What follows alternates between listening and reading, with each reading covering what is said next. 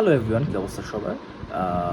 আজকের এই ভিডিওতে তোমাদের স্বাগতম। আজকের ভিডিওতে আমরা এল হার্ডউড ক্লার্কের লেখা ম্যাথমেটিক্স 1 এই বইটির chapter number 15 which is ruler and compass construction, এই চ্যাপ্টারের এক্সারসাইজ 77 এর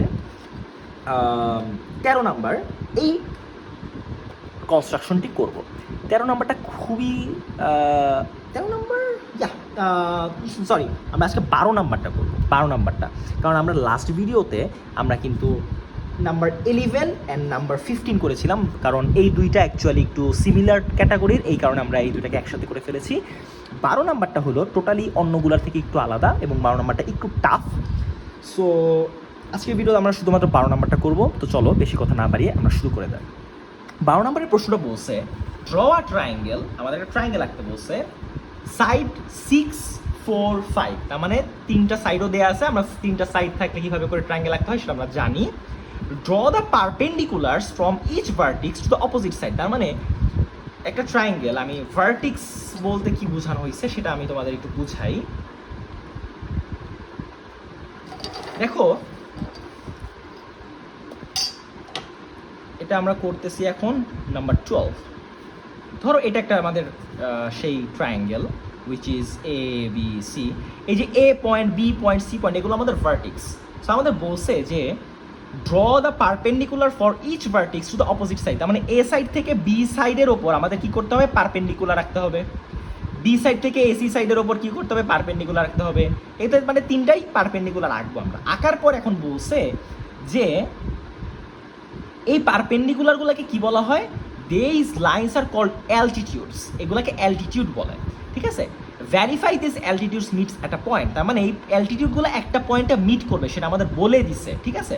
এবং এই পয়েন্টটাকে কি বলা হয়, অর্থ সেন্টার বলে। এই পয়েন্টটাকে কি বলা হয়, অর্থ সেন্টার বলে। যদি একটা ও পয়েন্টে টাচ করে এটাকে আমাদের অর্থ সেন্টার বলে। চলো এটা আমরা এঁকে ফেলি। কীভাবে আমরা আঁকবো? ফার্স্ট থিং ফার্স্ট, আমাদের তিনটা সাইড লাগবে, 4, 6, 4, 5, 5, 4, 6 আর কি। তো চলো, এটা আমাদের 4, এটা আমাদের 5, and this one is our 6. Okay, number 6। Okay, so আমাদের এটা শেষ, মাপ নেওয়া শেষ। এবং এখন আমরা কি করব, এখন আমরা ট্রায়াঙ্গেলটা আগে আঁকবো।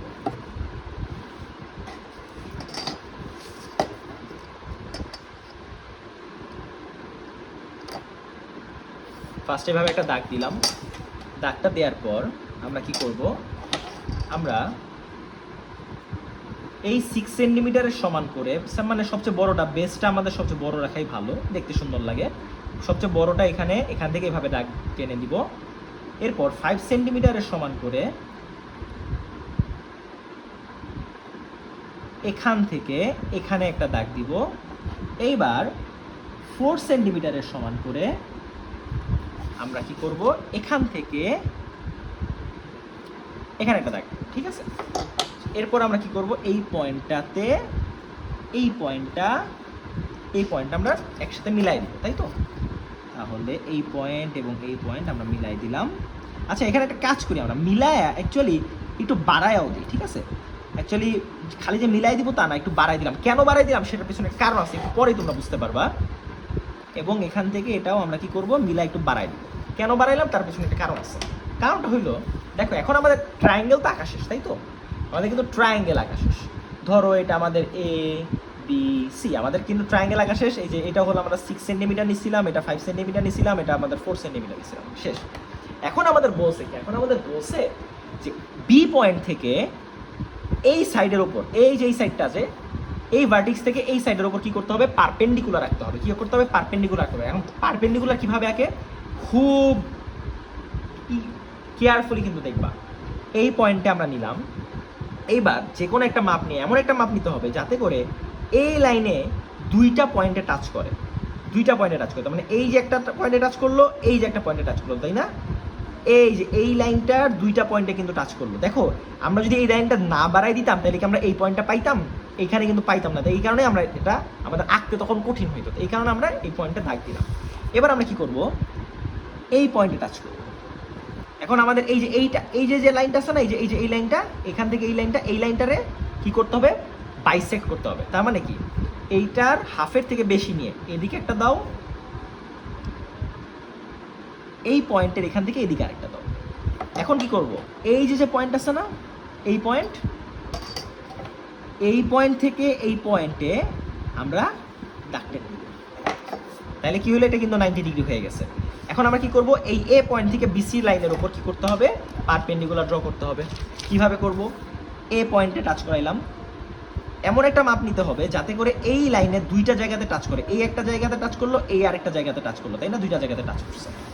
এবার আমরা কি করব, এই লাইনের হাফের থেকে বেশি নিয়ে, এই যে হাফের থেকে বেশি নিয়ে এদিকে একটা দিলাম, এখান থেকে এদিকে একটা দিলাম। এবার আমরা কি করব, এই পয়েন্ট এবং এই পয়েন্ট আমরা কি করব, মিলাই দিলাম, ডান। এবার আমরা কি করব, আরেকটা লাইনই তো বাকি আছে, যে সি ভার্টিক্স থেকে এখন এই লাইন, এই যে আমাদের এই যে এ বি লাইন, তাই না, এই যে এ বি লাইন, এইটাতে আমরা কি করব, এখন আবার একটা পারপেন্ডিকুলার রাখবো। তার মানে সি পয়েন্ট থেকে হাফ, এই যে বেশি করে নিয়ে এমনভাবে নিলাম যাতে এই পয়েন্ট আর এই পয়েন্ট দুইটা পয়েন্টে টাচ করে। এইবার এই পয়েন্টের হাফের থেকে বেশি নিয়ে এদিকে একটা দাগ দিলাম, এই পয়েন্টে নিয়ে এদিকে সেম টু সেম এভাবে একটা দাগ দিলাম। তাহলে এই যে এই পয়েন্ট, ঠিক আছে, এই পয়েন্ট এবং এই পয়েন্ট কি করতে হবে, এখন আমাদের মিলাই দিতে হবে। এই যে মিলাই দিছি। এটা জিনিস ভালো মতন খেয়াল করো, আমাদের এটা অ্যাকচুয়ালি একটা পয়েন্ট এসে মিট করছে না, হুইচ ইজ আমাদের ও পয়েন্ট।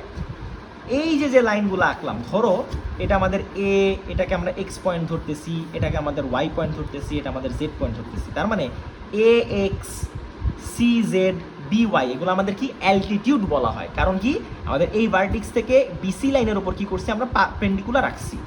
বি লাইন থেকে এসি লাইনের উপর আমরা পারপেন্ডিকুলার রাখছি, সি লাইন থেকে এবি লাইনের উপর আমরা পারপেন্ডিকুলার রাখছি। তাহলে এই পারপেন্ডিকুলারগুলোকে বলা হচ্ছে অ্যালটিটিউডস, এবং এই অ্যালটিটিউডগুলো কোন পয়েন্টে মিট করছে, ও পয়েন্টে মিট করছে। এই ও পয়েন্টকে কি বলা হয়, অর্থ সেন্টার। তাহলে so triangle A B C is our required triangle, and AX, BY and CZ is our altitude, and O is our ortho center. So শেষ। আশা করি তোমরা বুঝতে পারছো, এটা খুবই ইম্পর্ট্যান্ট এবং এটা একটু টাফ। সো যাদের বুঝতে একটু কষ্ট হচ্ছে, তো তোমরা কাইন্ডলি ভিডিওটা বারবার দেখো, একটু রিওয়াইন্ড করে আবার দেখো যে কোথায় আমরা কম্পাসটা বসাইলাম, কতটুকুর মাপ আমরা নিলাম, কিভাবে কি করলাম। খুব ভালো মতন তোমরা দেখো, দেখবা তোমাদের কাছে ইজি হয়ে যাবে। একটু বারবার প্র্যাকটিস করো, তোমার ভুল হবে, একবার দুইবার প্র্যাকটিস করার পর দেখবা যে 3 নাম্বারে তোমাদের ঠিকই হয়ে গেছে। সো ভিডিওটা একবার দুইবার একটু রিমাইন্ড করে দেখে তারপর করো। যদি এরপরেও কারো কোনো কনফিউশন থাকে, প্লিজ আমাকে কমেন্ট করে জানাও। আমি তোমাদের কমেন্ট সেকশনে হয়তো বা ওটার একটা রিপ্লাই দিয়ে আমি ওটার একটা তোমাদের কনফিউশন দূর করে দেওয়ার চেষ্টা করবো। সো কি প্র্যাকটিসিং, দেখা হচ্ছে পরে কোনো ভিডিওতে। আজকে ভিডিও পর্যন্তই, সাইনিং আউট, টাটা।